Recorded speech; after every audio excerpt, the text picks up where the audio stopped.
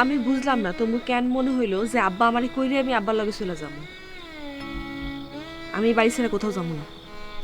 ভাবি, তোমার কাছে আমি এই কথাটাই শুনবার চাইছিলাম, বিশ্বাস করো। এই বাড়ি তো তোমারও বাড়ি, তুমি নিজের বাড়ির এই অন্য বাড়িতে যাবা কোন দুঃখে?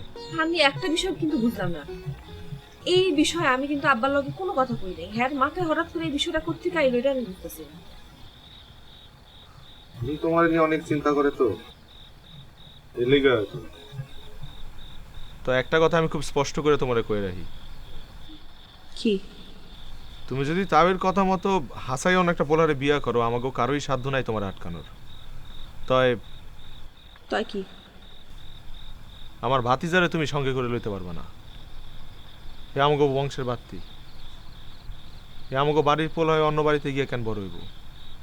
আরে আমি তো কইলাম আমি এই বাড়ি ছেড়ে কোথাও যাবো না, তাহলে এই কথাগুলি কোত্থেকে আইলো? মানুষের মন কখন ঘুরা যায় কেটাই জানে।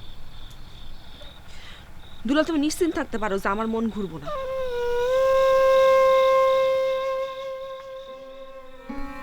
আব্বা, মানুষের জীবনে বিয়ে একবারই হয়, আমার জীবন সেটা হয়ে গেছে। আপনার এখন আর আমার বিয়ের সাথে নিয়ে চিন্তা ভাবনা করার দরকার নেই। আমি তোর বাপ, আমি তোর বিয়া লইয়া ভাবুম না তো কেডা ভাববো? আব্বা, আপনি মনে হয় ভুলে গেছেন আমার একটা পোলাও আছে। আমি আর আমার পোলার ফালায় কই যাবো? আর ওরা যদি ফালায় কোথাও যাইতে হইতো তাহলে আমি ওরা জন্ম দিলাম কেন? সন্তান সাইরা যাইতে হইব এইটা তোরে কেডা কইছে? তাইলে ওই সন্তানের উপর সবার আগে তোর অধিকার। সন্তান সহ যে তোরে বিয়া করতে রাজি হইব তার লোকই তোর আমি বিয়া দেব। আব্বা, আব্বা আমি কতবার কমু আমি আর বিয়া করবো না, এই নিয়ে আপনি আমার আর কিছু কইেন না। অহন তো বুঝতেছস না, 2 দিন পর যখন লাথি মেয়েরা খেদাইয়া দিব তখন বুঝবি।